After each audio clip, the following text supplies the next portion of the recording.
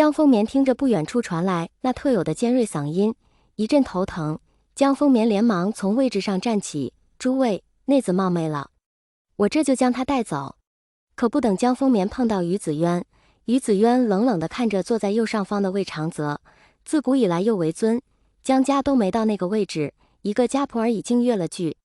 于子渊遂说道：“听闻我江家的家仆魏长泽又活了，死而复生，非常人能为，怕不是被夺舍了。我这紫电正好可以验证一番。”话音刚落，紫电犹如毒蛇一般飞速地朝魏长泽袭去。魏长泽狠狠地拽住袭来的紫电，双眼竟透着些血丝，漆黑的瞳孔闪过一丝疯狂。魏长泽头脑中不断闪现与藏色相处的片段，巧笑嫣然的藏色，调皮捣蛋的藏色，生完阿英虚弱的藏色，一切的一切融合成一具冰冷的尸体，失去了所有的生机。而藏色的尸身被眼前的这个人搓了骨，扬了灰，自己和藏色的孩子也是被这个人随时抽打。思及此，魏长泽右手微微发力，一品灵气紫电瞬间化为乌有。魏长泽，你竟敢这样对我！梅山鱼是不会放过你的。于子渊眼睁睁地看着自己的灵气消失殆尽，因灵力反噬，硬生生吐了一口鲜血。在场的家主亲眼目睹一品灵气的消散，而魏长泽仍是云淡风轻，似没有使太多灵力，一时间都噤了声。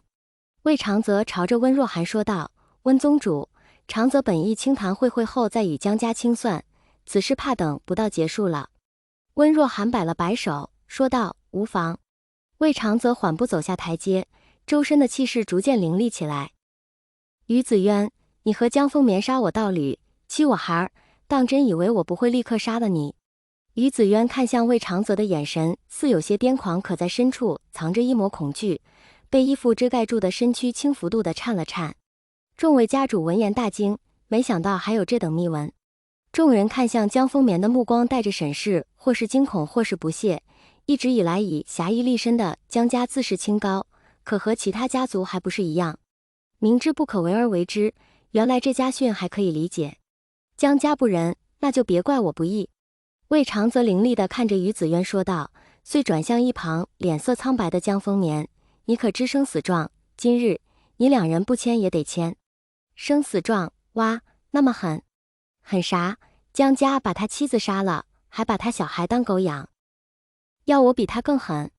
生死状一出，在座的人都按捺不住了，纷纷议论了起来。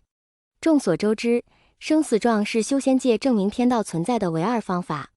从兰安那代起便留有言，不可轻易立道士签生死状。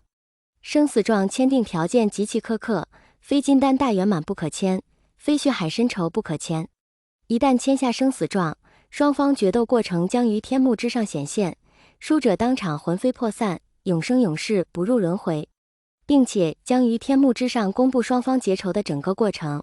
若是赢的是做坏事的一方，此人将由修仙界名门联合判处。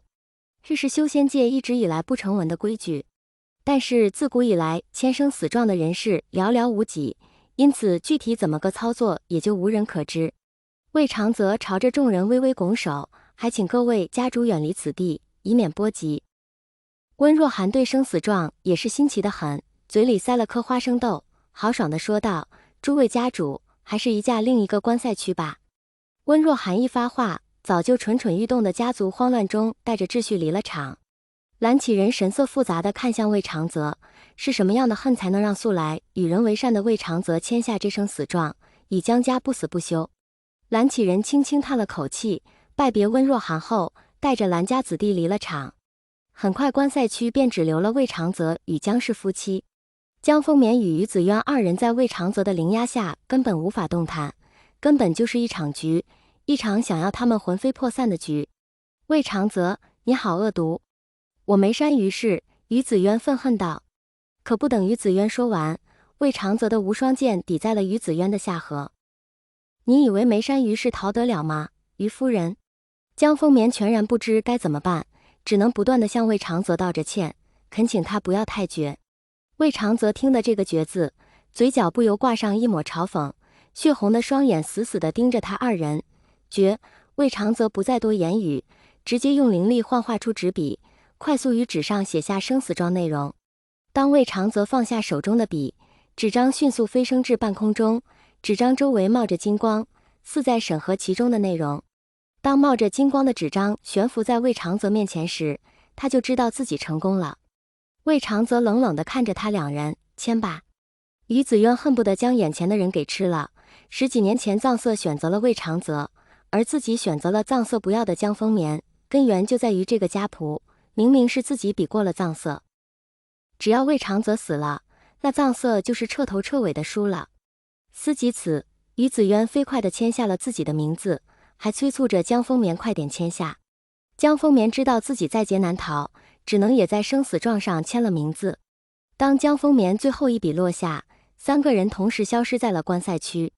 青坛会赛场，魏婴将江宇安排给几个平日里玩得来的师弟照顾，便开始了个人独立赛。